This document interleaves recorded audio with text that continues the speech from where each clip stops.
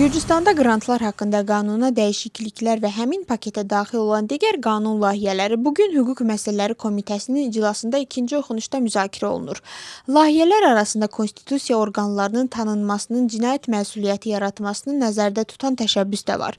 Qanunvericilik dəyişikliklərinə əsasən qrant anlayışı dəqiqləşdirilir və xarici lobiçilik cəzalandırılan əməl kimi müəyyən edilir.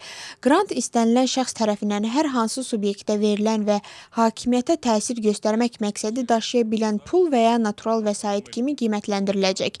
Təşəbbüs müəllifləri bildirirlər ki, məqsəd konstitusiya quruluşunun qorunmasıdır və bu istiqamətdə hüquqi mexanizmlərin gücləndirilməsi zəruridir.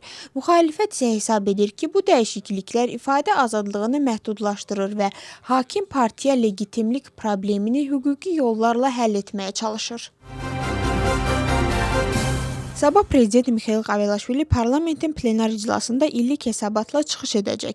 Onun çıxışından sonra parlament fraksiyalarının sədrləri söz alacaq.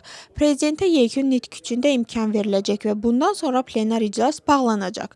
Parlament müxalifəti hesabatı maraqsız hesab edir və bildirir ki, Kavelaşvili xalq tərəfindən seçilmədiyi üçün onun çıxışı xüsusi siyasi əhəmiyyət daşımır. Hakim komanda isə prezidentin ölkədəki vəziyyəti və prioritetlərlə bağlı əhatəli və maraqlı çıxış edəcəyini gözlədiyini açıqlayıb.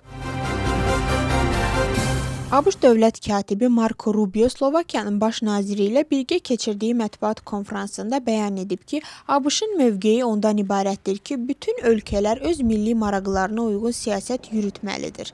O vurğulayıb ki, ABŞ NATO-dan çıxmağı planlaşdırmır və əksinə alyansın daha güclü və effektiv olmasını istəyir. Rubio həmçinin Aleksey Navalninin Rusiya koloniyasında zəhərlənməsi ilə bağlı yayılan məlumatları narahat edici adlandırıb və ABŞ-ın Avropa ölkələrinin bu məsələ ilə bağlı nəticələrini şübhə altına almadığını bildirib. Onun sözlərinə görə Slovakiya ilə ABŞ arasında maraqlar üst-üstə düşür və tərəflər əməkdaşlığı daha da dərinləşdirmək niyyətindədir.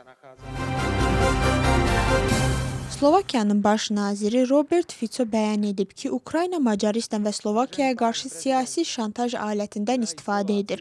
O istisna etməyib ki, Kiyev neft tədarükünün bərpasını qəsdən gecikdirərək Macaristan'a təzyiq göstərmək və onu Ukraynanın Avropa İttifaqına üzvlüyünə etirazdan imtina etməyə məcbur etmək istəyir. Budapeştdə isə bildirilir ki, artıq texniki maneələr aradan qaldırılıb və neft nəqlinin bərpa olunmaması siyasi qərardır.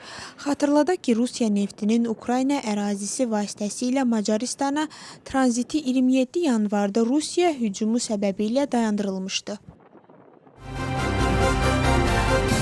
Ukraynanın keçmiş energetika naziri German Galushchenko dövlət sərhədini keçməyə cəhd edərkən saxlanılıb. O, korrupsiya qalmaqalının mərkəzində yer aldıqdan sonra vəzifəsindən uzaqlaşdırılmışdı. Ukrayna mediasının məlumatına görə Milli Antikorrupsiya Bürosu və Xüsusi Antikorrupsiya Prokurorluğu sərhədçilərə göstəriş verib ki, Galushchenko sərhədi keçməyə cəhd edərsə, bu barədə dərhal məlumat verilsin. Belə prosedur adətən cinayət işlərində adı hallanan şəxslərə münasibətdə tətbiq olunur.